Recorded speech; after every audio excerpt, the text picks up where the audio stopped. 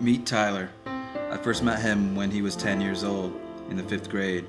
He's one of the best illustrations of the complexity of children and why we must remain constantly watchful for developmental changes and the effects of changing environmental demands and expectations.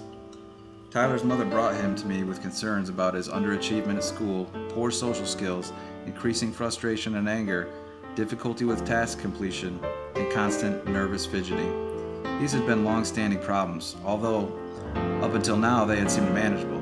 In addition, his mom had assumed they were largely the result of parenting style and was continually restructuring her consequences in an effort to improve his behavior.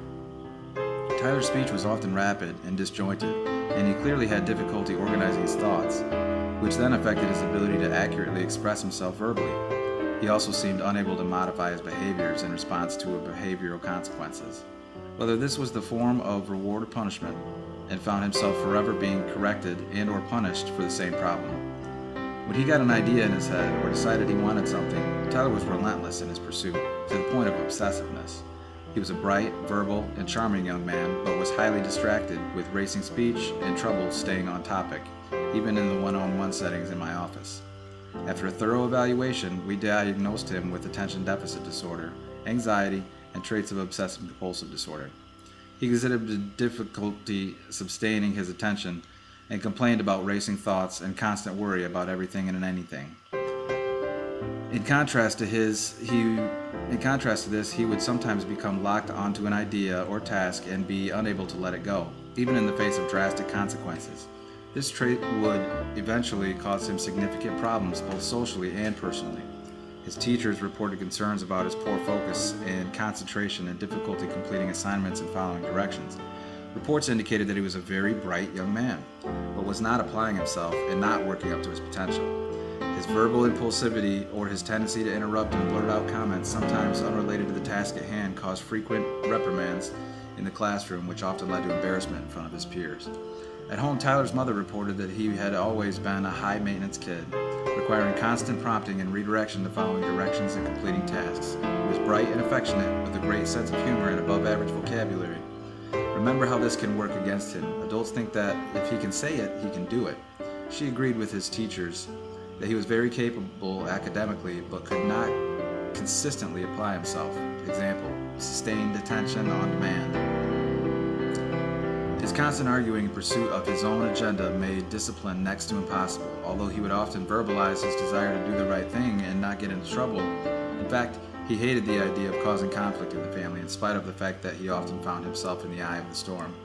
Note about his family history: Tyler lived with his mother and younger sister. His parents were divorced when Tyler was 4 years old, although he had regular contact with his father. Family history was positive for anxiety, mood disorders, substance abuse, attention disorder, eating disorders, and obsessive-compulsive behaviors. This history, combined with the effect of the divorce and separation from his father, clearly placed him at a high risk for developing emotional issues. Tyler was quite insightful and self-aware and was open with me about his social and academic problems.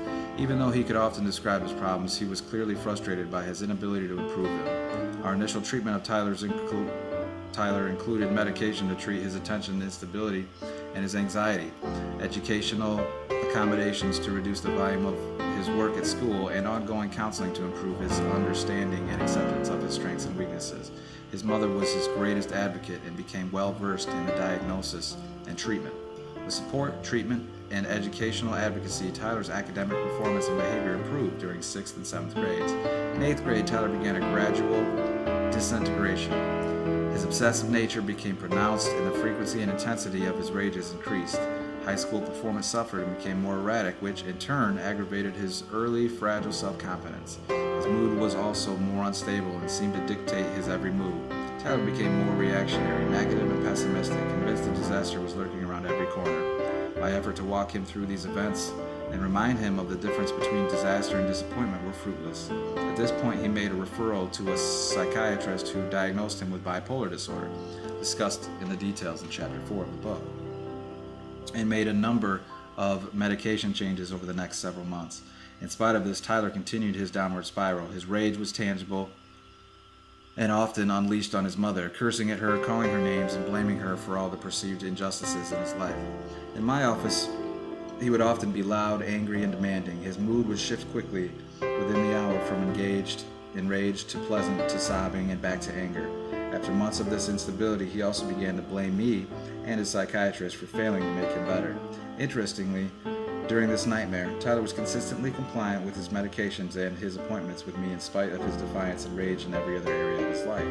I often find that when children are at their most unstable, sometimes their only effort they can make to get better is taking a pill and showing up for an appointment. During the worst of times, he would sometimes scream and cry, stating, "Do you think I like this? Do you think I want to be like this? The cycle of the family? Don't you think you'd be better off without me?" etc., etc.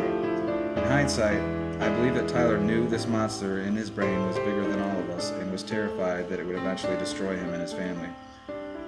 In all of his ranting, he certainly came across as manipulative, spoiled, self-centered, and defiant. When he was in the middle of one of these, usually unprovoked meltdowns, no amount of talking, consequating, punishment, or negotiating would calm him. Our goal at these times was to defuse the situation with as little damage as possible. The approach was very difficult for his mother, since her parenting instinct was to teach him that he couldn't act this way and expect to get what he wanted.